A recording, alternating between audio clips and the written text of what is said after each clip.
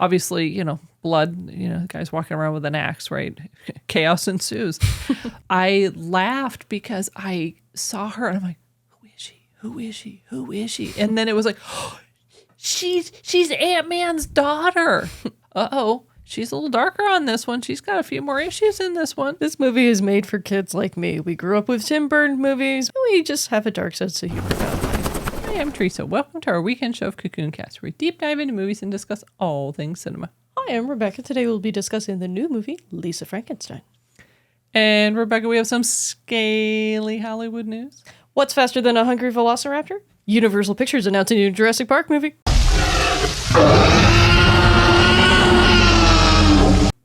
Oh no. Let's get started. Lisa Swallows has always been seen as an outsider by her small town, even before losing her mother to a home invasion gone wrong last year. But after coming home from a terrible party, she soon discovers that one of the denizens of the local graveyard has come home with her. Will Lisa and her friend dig up a meaningful connection, other than the trail of bodies left behind to cover their secret? Or is their relationship dead on arrival? Rebecca, this is an 80s horror, comedy, romance movie, and you, my friend, were excited to see it. Totally. I really wanted to see this. The trailer was speaking my language. I tend to his grave. I talked to him. I wish I was with you. That's really weird, Lisa. 80s horror film. Yes. Yes. And rom-com too, so you know. Do you like music? I have the cure. Ooh. Oh, not that kind of cure. They can't make you better. I mean, they can, but like emotionally. No, don't cry. Your tears smell so bad. It kind of felt like it was going to be a lot. Yes, but that's the exciting part, is how is that going to come together? And I love Diablo Cody's writing, so I'm like... You know Diablo Cody. Tell our cinema community who Diablo Cody is. You needed to remind me, I recall. That's very true, because you're like, who is this person? She's being billed with Zelda Williams, and I know who Zelda Williams is. I did know who Zelda Williams is. So for a cinema community who don't know who Diablo Cody is, much like Teresa over here, she wrote the film Juno, and she also wrote the cult classic Jennifer's Body, another film in the horror comedy space. My understanding is this is supposed to be set in the same universe. Yes, Diablo recently gave an interview where she's like, hey, it's set in the same universe. When you see the film, there's no actual nods, so it's kind of a little, hey, after the fact. But it's still interesting, too, because it kind of sets up certain things. And I know Diablo has talked about making a sequel to Jennifer's Body for a while. Now that Jennifer's Body has officially been certified cult classic by the greater... I'm just waiting for this like little stamps as cult classic. Hey, if you get a stamp, I will stamp a film. That's about how close it goes, right? Now that it's actually been certified cult classic by the greater cinema community, Diablo has been talking more openly about some of the projects she wants to do set in that universe, specifically a sequel. She did a whole interview. It's found on Deadline if you want to discuss that more. But we're here for Lisa Frankenstein, so let's discuss that. Let's talk about this. What did you love most about it? I mean, obviously the trailers were interesting. You hear about him? I'm sure it's the girl next door. She's very odd. They're kind of funny, too. Yeah, it was funny because every trailer I saw, it was cute. It was cut well. It was pretty catchy.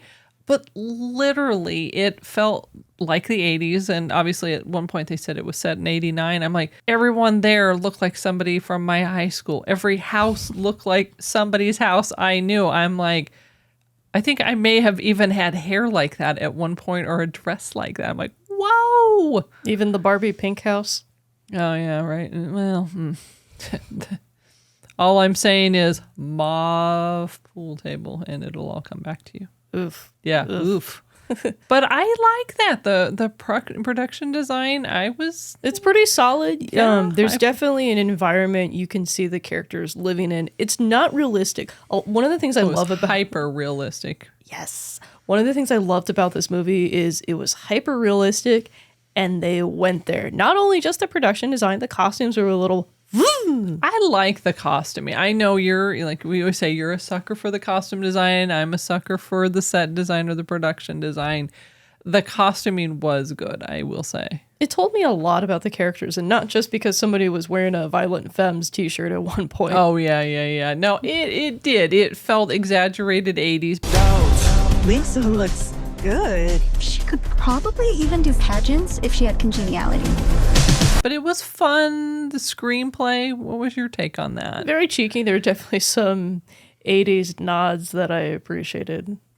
What surprised me about the screenplay is, I guess I was thinking it was going to be, it sounds crazy, but it almost felt like it was going to be the Adam Sandler, Drew Barrymore kind of Wedding Singer, where it was ridiculously 80s. Oh, okay. I see what you're saying. Like Billy Idol shows up at some point, and then all of a sudden they start playing like David Bowie's one song that we're not going to mention because it's a little unfortunate. Oh, right. Oh, I'm thinking when they do the Frankie Goes to Hollywood song and he's singing it in the kitchen. Oh. And I just thought, wow, and that's what I thought. I just really thought it was going to go crazy. And honestly, I think it could have went a little crazier and it would have been funnier. I did like the fact that it was in this middle ground, though, because it took time to really examine Lisa's struggles.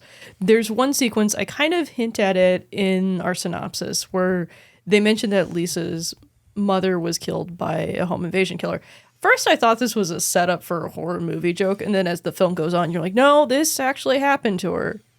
Oh, I'm thinking maybe that's how she, she disappeared. Did she do it? Did the dad do it? And I'm over there, thinking, oh yeah, no, I definitely thought that something. Once I realized that it was actually real in the universe of the characters, I'm like, I started thinking like you did. But first I thought it was a setup for a joke. Oh, but you don't know. And I think that's the part where that actually makes for a good movie. Yes. It keeps you engaged, keeps you interested.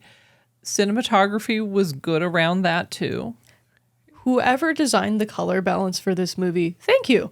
I could see everything, and I could really appreciate the fine details in the things that I could see. I would agree with that. It was very pleasing to look at, even though it was kind of a bloodbath at different points. I'm like, I can't do that. Not until we bury the body. There is no turning back now. I can't be saved. but still, it was, for what it was, it made a lot of sense. It could have been overly dark, and obviously the 80s could have been neon of everything, and thankfully that didn't happen. But yeah, I enjoyed the cinematography, the acting. It was funny because Lisa Swallows, also known as Lisa Frankenstein, I laughed because I saw her and I'm like, who is she? Who is she? Who is she? And then it was like, oh, she's Ant-Man's daughter. And now she's in the 80s, and it was crazy. But it was so funny because I'm like, oh, her little face, and she's so happy. I'm like, uh-oh, she's a little darker on this one. She's got a few more issues in this one. This movie is made for kids like me. We grew up with Tim Burton movies, but we also enjoy very stylized music videos. We just have a dark sense of humor about life. Yeah, it felt that way. The acting wasn't terrible, but again, it's, how do you say this? It's hard to know if somebody is bad acting when it's so exaggerated. And then one character barely said boo until closer toward the end. No pun intended there. Yeah, right? It was just nothing. Then all of a sudden, he speaks. I'm like, oh, wow. And plays piano apparently too. Quite interesting there. But there's acting, right? You can act without words, and there were a few parts, a couple people chuckling. Not heavily attended, though. I was surprised. I really thought there would be a lot more people. I was discussing this movie with some of our local cinema community, and some people, number one, didn't realize it was coming out this week. That's true. And number two, some people thought it was coming out later. Well, and originally we talked about that, maybe going to see it for Valentine's Day. Just so romantic. But Oh, that's so cute. we had talked about that. We thought, oh, it might be kind of fun to see it on Valentine's Day. You never know. This might be a great rom-com for the alt kids. Rom-com. It's a whole new thing. Let's talk about the director. Yes, Zelda. I was excited about that. I know the box didn't know that she was directing it, and for some reason it didn't connect with me initially. And I think because with all of the trailers, and like we talk about with our cinema community, we try not to do any spoilers, try not to overread things ahead of time. And I was excited that she was directing. I've seen so many interviews with her over the years, and it's not just because she's Robin Williams' daughter. However, it's nice to have that feel that she's in the entertainment industry. I'm excited about that. Gonna resist making a joke about Nepo babies. Oh, right. She doesn't feel like a Nepo baby to me, though. It's interesting for me to see Zelda as a feature-length director because she's really well known for this short film called Shrimp. Fair warning, incognito browse this one. Oh. Ooh. It involves recreational scolding, as they say on Sherlock. Oh. Yowza. But it's about the people in this industry and what their lives are like. Outside of... Well, a little bit inside, too. But oh, wow. Okay. I could see that's why I said incognito browse this one. Or maybe just read about it and trust you that you don't need to browse. Yeah. I think Zelda did a really good job with Diablo's screenplay. It almost felt like when her and Jason Reitman used to team up. Oh, right. It was very... very funny. Yeah, I know. Bustin' makes me feel good. Okay. Yeah. That's so funny. I think that it really gave space for the characters' feelings. Lisa's the primary focus in this film. Correct. But you also have her sister Taffy dealing with some very difficult emotions, almost becoming the family mediator in some ways as well. I liked her, even though historically, and Lisa had talked about, in another life or in another experience, we maybe not be friends or maybe we wouldn't connect. And they connected and it was very genuine. It was really sweet that Lisa Sobrano, not to be confused with Lisa Swallows, the protagonist of this film. Oh, right. Yeah. Lisa Frankenstein. It was really sweet that Lisa Sobrano took the time to really know her character, Taffy, and figure out how do I communicate the motivations of my character without feeling overbearing. But as you said, it's very natural. Come on. Lisa. Lisa! Lisa. Michael Trent. I don't know what that is. He's the editor-in-chief of The Grab, the Lit Mag, a high school literary magazine. Does he lunch on or off campus? Off. BK or White Castle? Neither. Does he have more of a basketball bod or a football bod? He doesn't play sports. He's cerebral. He's in a wheelchair? No. And it's even more impressive to me. This is her first film in Hollywood. If you had shown this film to me, I would have assumed that maybe this is her first indie film. Correct. I would agree with that. There were a lot of relational pieces between dad, the stepmom, stepsister, and I was actually surprised at that. So it wasn't just Lisa and the monster. It really was her relationships in school and with other people and the young man she liked and all of this.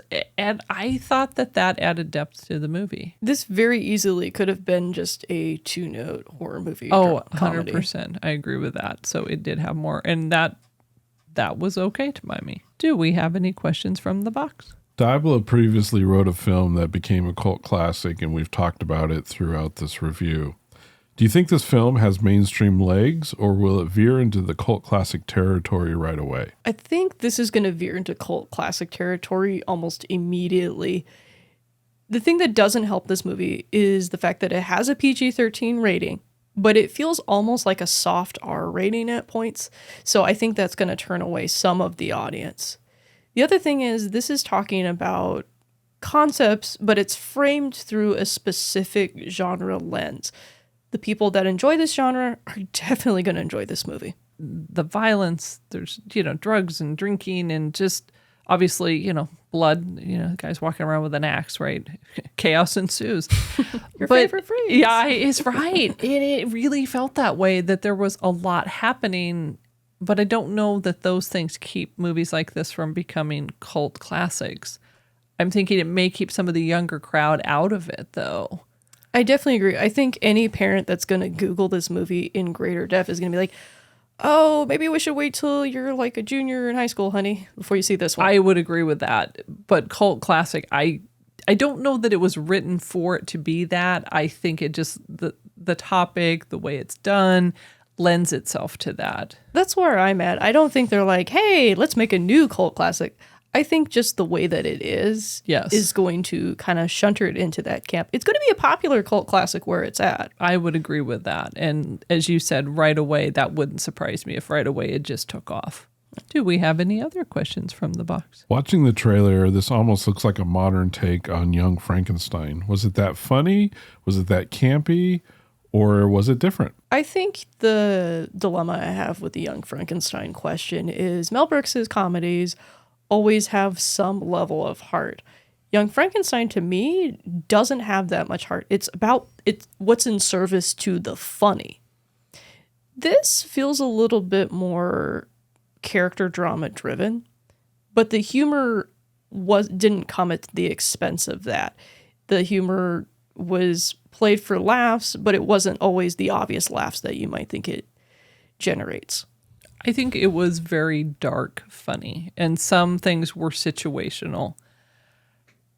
There was humor to be found, but it wasn't low-lying fruit humor in my mind. There were parts of it that were predictable that weren't so funny, but yeah, I don't know if I would compare it to that, even though Monster, it didn't quite feel that. There's a reason I went for the Tim Burton comparison. Tim often does similar things with his movies. Rebecca, it is that time of the show where I have 5 monster moths looking at you, coming towards you. What do you think? 1 to 5? It's a pretty solid little movie. I'm going to give it 3 and a wing. Wow, 3 and a wing. Number 1 reason. I just fell in love with this movie and where it wanted to go. It's not a perfect movie. It is a bit predictable, but I enjoyed the ride that it took me along the way. All righty. Fair enough. Let's see. 1 to 5. 1 to 5. Oh boy. Yeah, I know. That's never a good sign. It's never a good sign. I would say it is a 3 wing for me. Number 1 reason why. Good question. If you don't say so yourself. I would say it's above average. I liked how you said it is the aspirational aspect of it. I appreciated that.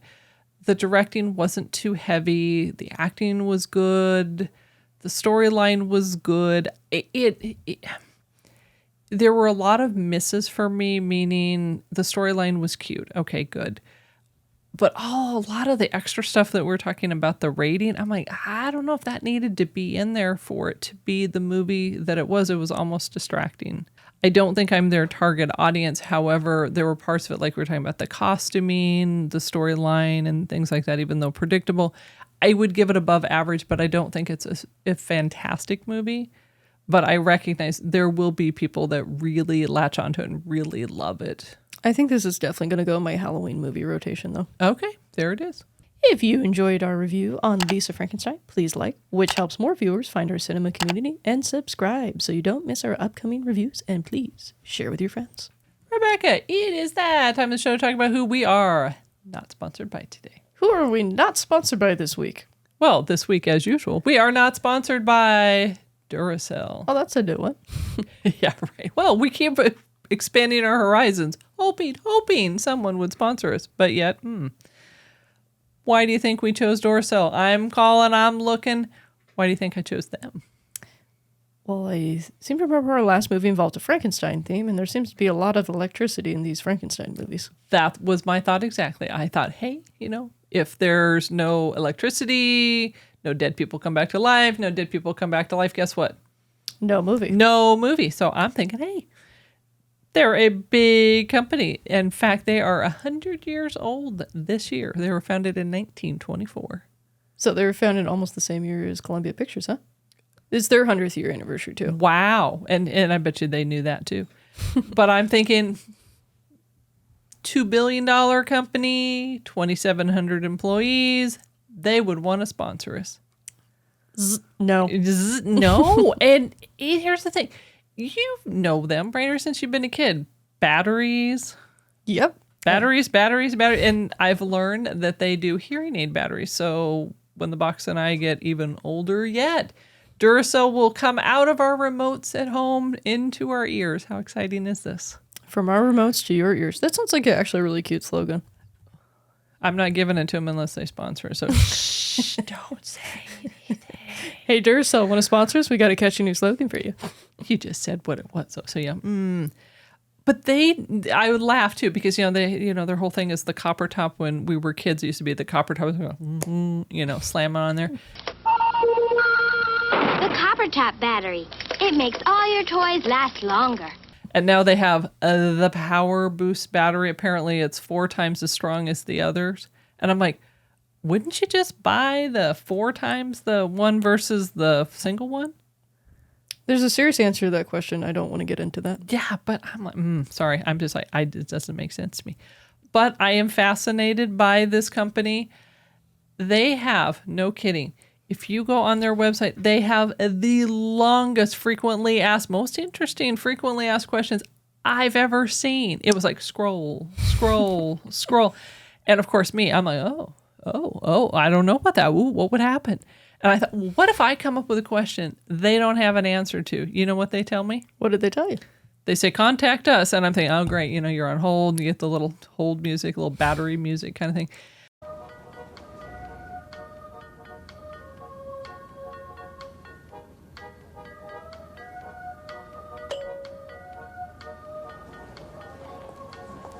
They're like, nope, we will contact you with an answer. Not even just like, we'll call you back and say, yeah, you're on the queue. Yeah, blah, blah, blah, lady. We heard you. Within 48 hours, they promise they will answer your question. That was a pretty quick time to tell you you're not sponsored, huh? I was like, yeah, could you be considering sponsored? I could have asked a Lisa Frankenstein question. Yep. Yeah, no. But they actually have a couple programs, and I was surprised. I had never heard of these programs, and I'm reading about it. I'm like, oh yeah, what's some of their cool stuff that they're doing? They have a program called Bitter is Better. That sounds not so tasty. Here's the trick. I'm reading this, and I'm like, wow, check this out. And you know what the box says? What?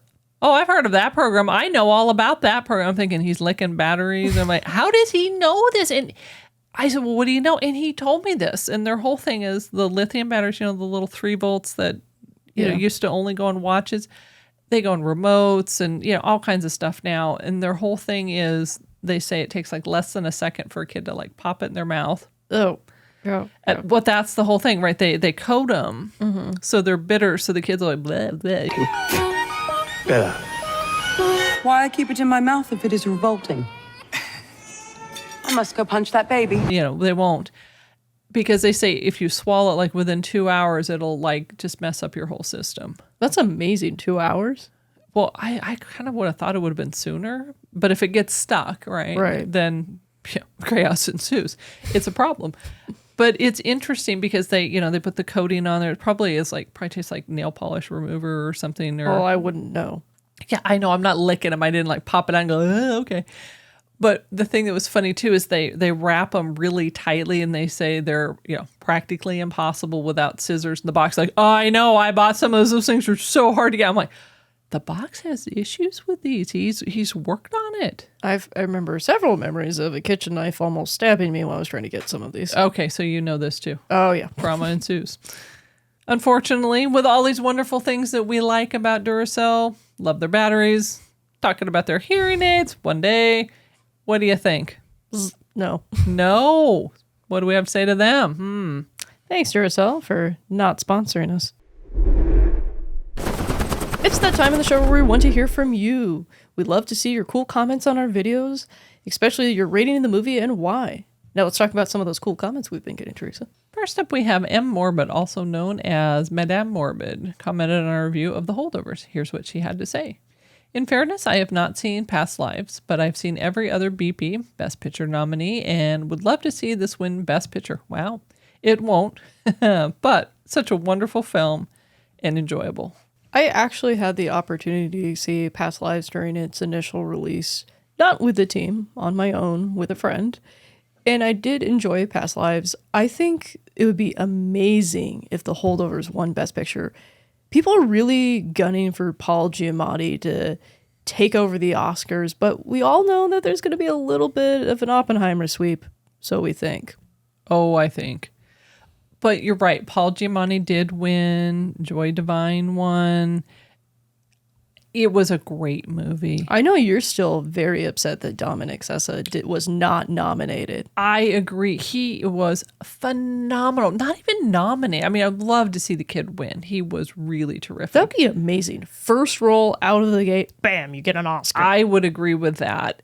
I appreciate M. Morbid because she's right. I don't think it's going to win. That'd be an incredible long shot, though. But I appreciate she's going through and she's watching all the films. She's missed past lives. We didn't review it. As you said, you had watched it outside of our team. And I just think that that's a great thing because a lot of theaters, too, after they release the nominations, they show a lot of the Oscar nominations for Best Film. Some actually show all of them. They give special pricing. I know Cinemark is offering them for about $5. Some of the Regal franchises are offering them for a little bit less.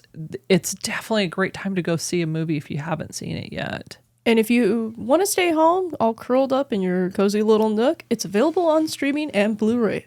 I believe the box purchased it for the family on Blu-ray. Is that correct, Box? Yes, it's been purchased. So come on over. It's at our place. Next up, we have a comment from Zach Milne Talks Movies, a fellow movie reviewer. We love you, Zach. Always love to see your comments, too. He also commented on our review of Argyle. Here's what he had to say. This movie was absolutely ridiculous, but I really enjoyed it because I found it so fun.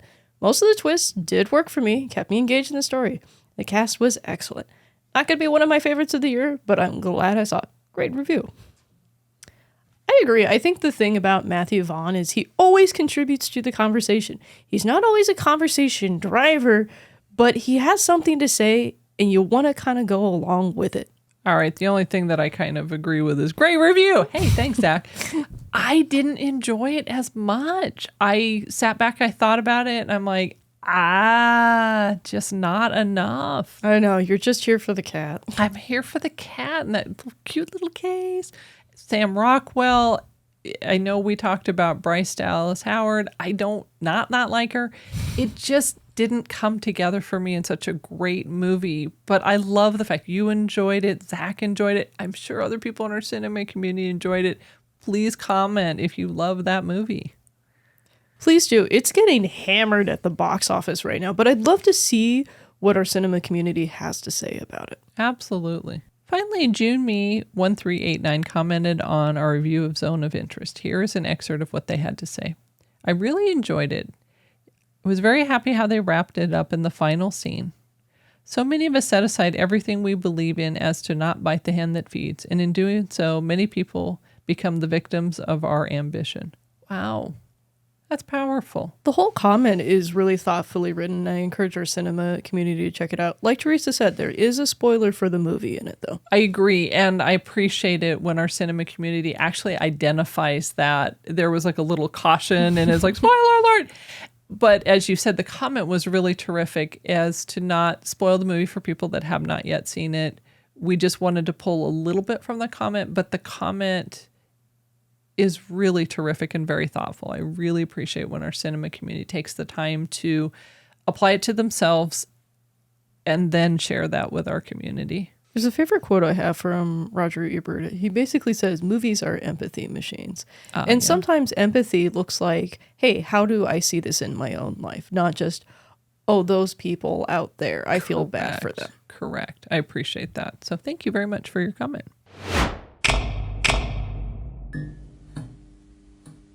And now, Rebecca, it's time for some Hollywood news. You bet your Jurassic they're making another Jurassic Park. Number what? Oh, gosh. Yeah. Remember how they're all like, yeah, no more Jurassic Park movies. That's what I recall hearing. Well, the Hollywood Reporter, courtesy Boris Kitt and Ryan Jaworski. Oh, wow. Yeah. They are giving us the deets that David Leitch is putting the trigger, as it were, to a new Jurassic Park movie. But it hasn't been that long. It's been 2 years. That's not that long. It's barely been 2 years. Is it a reboot? It doesn't feel like it's been long enough for even anything. It's barely been 2 years, but they said it's a Jurassic World movie. Last month, they announced that they had a screenwriter. This month, they're like, we have a director. And guess what, guys? We have a release date for July 2nd, 2025. That means they have a movie. Hello. Now they're just like, oh, by the way. And they're like in the background. They wrote this stinking thing at this point. Honestly, I'm half expecting them to bump up the release date and go, hey, you know that movie we said was coming out in June? It's coming out in May. Wow. Are you excited about it or? That's my thought, honestly. May find the Holy Grail in the castle of... It's Monty Python all over again. Oh, no. Well, here's the thing. I love Spielberg. If our cinema community has not yet experienced that, I love Spielberg. John Williams music, and obviously my favorite, Jeff Goldblum. Keep note the pop in my corner. Yes, yes. I love all of those. But I'm just not excited. Well, David Leitch is definitely moving faster than a bullet train. The twins? Yeah, not so sure they're twins. Get off the train. Oh. But I don't get it. It's like Jurassic World. What in the world does that even mean? Okay, so the last movie... I love it. You're like, oh, I know. I'm like, yes, please. The last movie talks about how dinosaurs are unleashed on the world and they have to deal with the fact that there's all these dinosaurs. Yeah, I haven't watched it since it came out. And there's a reason why. It was not that great. I enjoyed it, but it was not that great. Everybody had plot armor, and it was just like, oh. But they're kind of bilking the franchise. They are. And it's just, I'm like, did Chris Pratt call and say, I need a movie with dinosaurs so people like me again? It's just like, wow. Yikes. I'm interested, but I'm like, warily optimistic. Wow. I want to be more excited. That's the sad part. But yet I'm just not. Do we have any questions from the box? Yeah, let's see what the box has to say. Please, share box. Universal had announced with the last Jurassic film that it was going to be the last movie. Even they know this thing is extinct. So what can we hope for that we would actually enjoy at this point? The easy answer is character drama. It's the realistic answer I'm going to give you. I hope it's a serious character drama. Dinosaurs just happen to be in there. Kind of like how Alien is. We have the present threat of an alien, but we're dealing with the character's inner emotional turmoil. I don't want to see something like Velocipaster, where the guy that's a real movie. I know. I don't want to see something like Velocipaster because, number one, I'm going to have to deal with Teresa laughing the whole review. Right. Number two, it's just going to be weird. It's like guy genetically turns into a dinosaur and acts like a werewolf, but with dinosaur traits. I'm hoping that there's something good here, and that's what they're going to see. Realistically, because David Leitch is directing it, it's probably going to be an action movie with dinosaurs. 2 words, Jeff Goldblum. That's all I want. That's all I need to see, and I will go see it. You're an easy woman. Truly, Jeff Goldblum. All right, I'm there. I'm good. Oh, dinosaur. Oh, I'm sorry. Jeff Goldblum? Yeah, no. That's all I need to say. If you say that, I promise I won't laugh at you at all. I promise I won't laugh at the title. I'll be really nice. It'll get 5 moths. Jeff Goldblum. That's all it needs. Rebecca, other than Jeff Goldblum, is there any other news that's happening out there? So you remember that Coyote versus Acme film that got shelved? Oh, yeah, I was going to say the shelf and the reshelf. Yes. Any news on that? We do. We actually have the blessing of the writer for this article from The Wrap for us. Wow. Drew Taylor was nice enough to allow us to feature this article on the show. I actually tweeted at Drew, I'm like, hey, we're doing the show. Would you be cool letting us use your article? And he's like, yeah. He actually offered to come on the show, but unfortunately we don't have the audio technicalities for that. So when we do, we'd love to hear from you, Drew. Well, he's talking. What's he saying? Warner Brothers Discovery apparently had no intention of letting this film hit release on streaming. Whoa, that's dicey. This is a pretty bombshell allegation right here. Wow.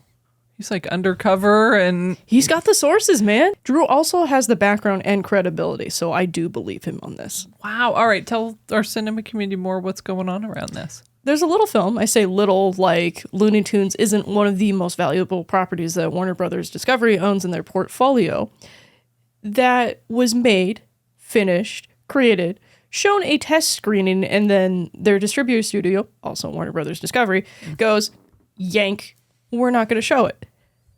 There was such an outrage because this film is not only finished, it was the second film that this has happened to, along a other slew of TV shows that have also been yanked from Warner Brothers Discovery. This would be a $35 to $40 million write-off if they're able to shelf this. Wow. All of these creators came together and said, hey, we want to see this movie. This movie is getting good buzz. It feels like it could be a good revitalization. Again, it's a finished movie. That's amazing. Not even, well, it's kind of, it's on the shelf, not finished. It's ready to go. That's amazing to me. Oh, incredibly so. The other thing that features into this story is Warner Brothers Discovery goes, okay, let's shop it around. Mm-hmm. Paramount even offered them a theatrical release along with streaming it online. Wow. Holy moly. And as you said, I'm hearing the audience grow and... Every studio in town with the distribution arm to handle the press and the publicity for this movie wanted in on this action. That is amazing to me. Truly, truly, truly. It's bonkers to me because this is the second time that they've done this. Batgirl kind of had mixed reviews.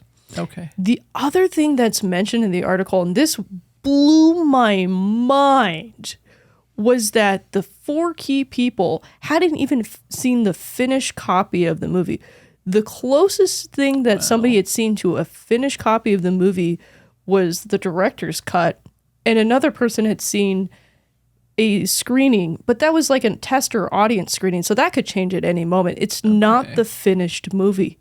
David Zaslav, the president of Warner Brothers Discovery, has not even seen any version of this movie, according to Drew's article. Wow.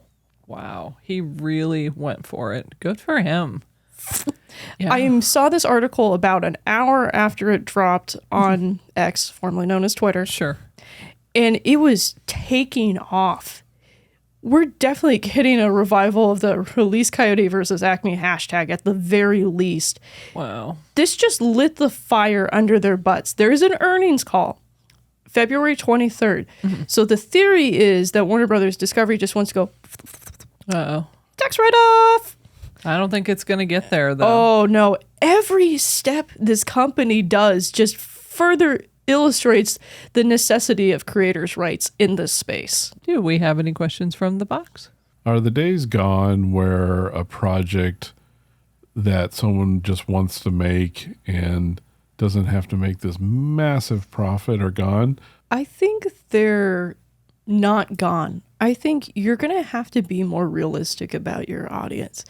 There's the executives that seem to want this big runaway hit at all costs. And then there's the executives that are like, hey, if this makes money, bolsters our portfolio, that's a great thing. But you definitely have to do some work to find the second ones. No, I would agree with that. And I think there's room for both. But if it's only blockbusters, more indie movies will just continue to take up the landscape. Yeah, I'm sorry. I'm just infuriated with Warner Brothers Discovery at this point. I mean, they're not the only company that I'm infuriated with taking things off streaming and kind of bait and switching your audience.